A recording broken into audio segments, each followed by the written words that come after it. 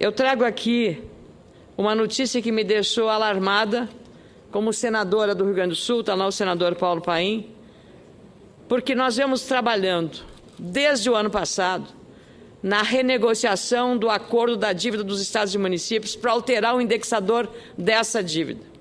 Diga-se de passagem, com um juro exorbitante, que é muito maior do que aquele juro que o governo concede a outras operações, inclusive externas, para outros países ou outras instituições.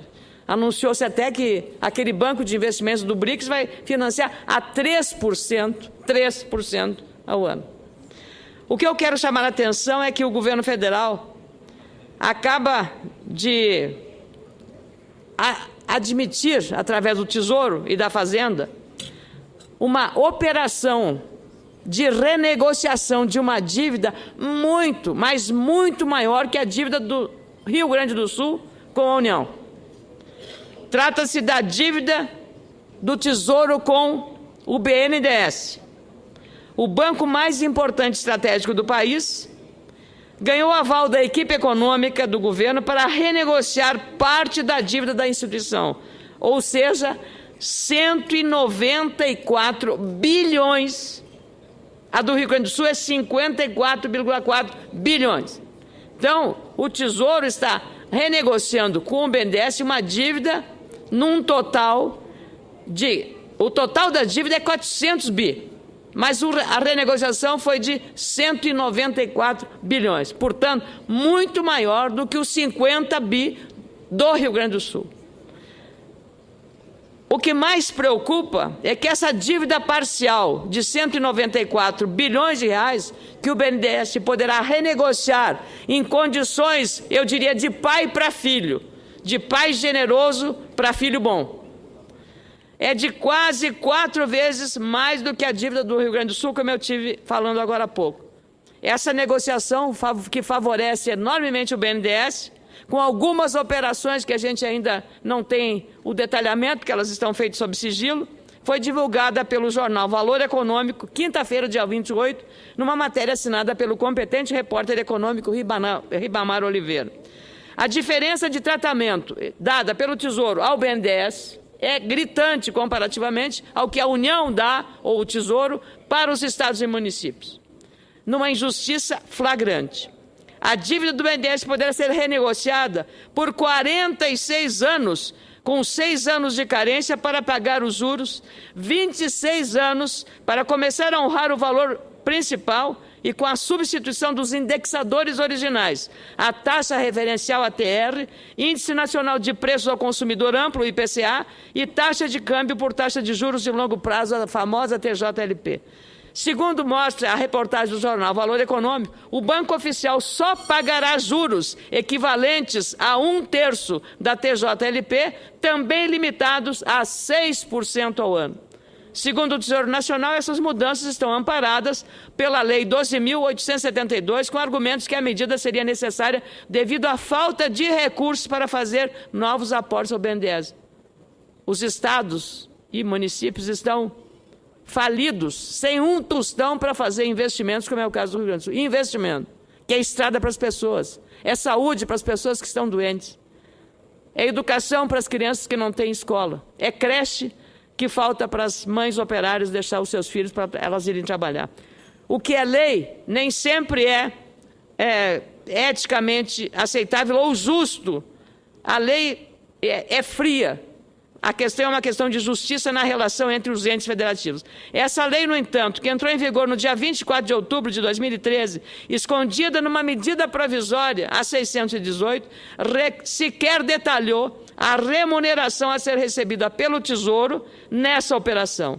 Um dos artigos da lei, o artigo 7º, simplesmente deixou em aberto os critérios do Ministério da Fazenda para conceder esse largo e generoso benefício ao BNDES que está sendo negado a estados e municípios, como é no caso do indexador. Enquanto isso, os estados primos remediados da federação ou os primos pobres, como são os municípios, até o momento só tem uma promessa, uma única promessa do governo de que em novembro será votada a lei do PLC 99, cuja relatoria está na mão do competente senador Luiz Henrique da Silveira.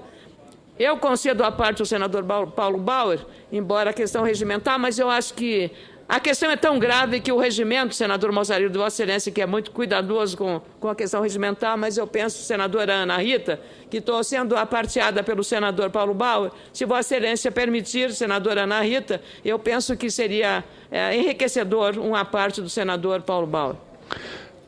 Senadora, eu agradeço a Vossa Excelência pelo aparte, também à mesa.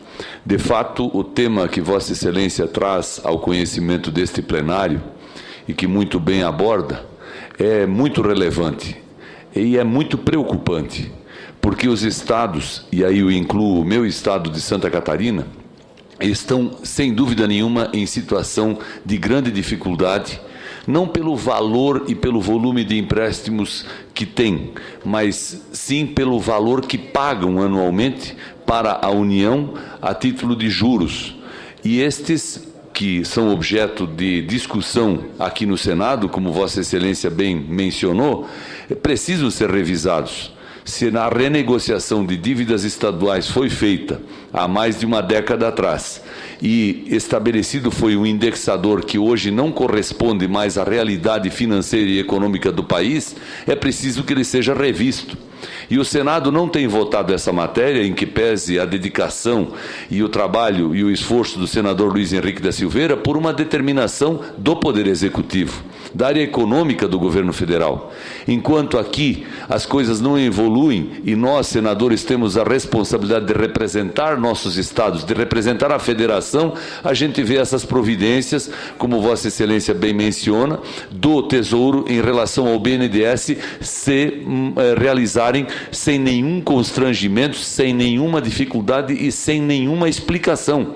O BNDES hoje tem, sem dúvida nenhuma, servido ao governo como instrumento de política econômica, observados muito mais critérios de manutenção ou de preservação de índices que escondem a inflação e escondem a desindustrialização do país, do que propriamente de um banco que contribua com o desenvolvimento do país. Felicito Vossa Excelência pela sua manifestação e pelo assunto que traz ao conhecimento da Casa e que conte totalmente com nossa solidariedade e apoio. Muito obrigada, senador Paulo Bauer. Essa proposta não é importante só para o Rio Grande do Sul, mas também para Alagoas, mais 180 municípios de todos os estados brasileiros, entre os quais as capitais São Paulo, Cuiabá, Belo Horizonte e Rio de Janeiro. Esse projeto de autoria do governo é um projeto do governo, não é do Congresso Iniciativa. É um primeiro passo, e tímido eu considero, para mexer no Pacto Federativo. Essa proposta determina a troca do atual indexador dessas dívidas, o Índice Geral de Preços de Disponibilidade Interna, IGPDI, pelo Índice Nacional de Preços ao Consumidor Amplo, IPCA, acrescido de juros anuais de 4 pontos percentuais. Isso é para evitar que os estados, em situação financeira grave, continuem usando cheque especial para pagar uma conta que pode ficar impagável se nada for feito. Essa mesma proposta em tramitação aqui no Senado fixa também como limite a cobrança de encargos a taxa Selic, devendo ser adotado o que corresponder ao menor valor. É importante lembrar que, atualmente, estados e municípios usam como indexador da dívida o IGPDI, mais juros que vão de 6 pontos percentuais a 9 pontos percentuais ao ano para pagar as dívidas com a União. São condições draconianas que deixam os estados em extrema desvantagem e prejudica a já abalada relação federativa. Se o Tesouro Nacional tem fôlego financeiro para renegociar as dívidas do BNDES, por quê? Por que estados e municípios não têm acesso a ajustes semelhantes ou condições mínimas que permitam um reequilíbrio financeiro e fiscal? Se a prima rica da União, a União, pode, por que os estados não podem também? Nós, parlamentares, já debatemos muito essa questão aqui, e esse assunto, lamentavelmente, não está avançando. Há uma promessa assumida pela Presidente da República que a gente vai votar em novembro. Mas esse acordo já foi quebrado no início deste ano. Qual é a garantia que nós teremos que isso vai realmente ser feito em novembro? Não é novidade para ninguém que os gestores públicos enfrentam altas taxas de juros para pagar dívidas estaduais e municipais com o governo federal. Parte desse dinheiro gerado, arrecadado por esses entes federados, continua vindo para Brasília, mas não retornam para os estados nem para os municípios nas quantias devidas e necessárias daquilo que vem para cá. Além disso, esses entes federados continuam em desvantagem, pois mesmo não tendo recursos para cumprir as obrigações financeiras, como exige a Lei de Responsabilidade Fiscal, os gestores estaduais acumulam também, injustamente, serviços públicos que deveriam ser prestados pela União. É o caso, por exemplo, do atendimento à saúde, a famosa a PEC 29, dos 10%. Nada foi feito, senador Mano. O senhor é médico, sabe disso. Nada foi feito. Então, são sobrecarregados. Os estados têm que aplicar 12% e os municípios 15%. E nenhum município aplica 15%. Todos aplicam mais de 25% em saúde, porque nem os estados nem a União faz. O debate sobre o Pacto Federativo, que envolve o conjunto de obrigações existentes entre os entes federativos, lamentavelmente não foi cumprido. O presidente desta Casa, Renan Calheiros, assumiu o compromisso de colocar esse projeto em votação após as eleições de outubro, mas é uma decisão que não pode mais retardar. Aliás, quero dizer aqui também que no ano passado,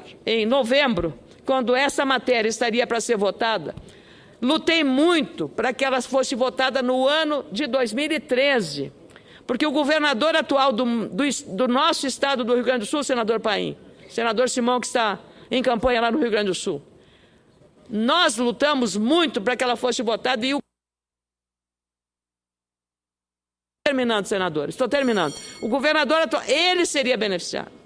O governo do Rio Grande do Sul atual, comandado pelo PT, seria o beneficiado. Eu lutei muito, eu não estava preocupada se era do meu partido, se era de oposição, eu estava preocupada com o Rio Grande do Sul. E é essa preocupação que tem que ter um senador, com as questões reais, não com as questões de interesse partidário. Isso é uma coisa menor. A questão maior é o interesse público, e esse era o interesse. E ela não foi votada. Essa proposta, o projeto de lei da Câmara 99 do governo não foi votado. Eu só espero que, passada a eleição, a promessa seja cumprida de votar esse acordo, cuja relatoria é do senador Luiz Henrique, para salvar a Federação Brasileira.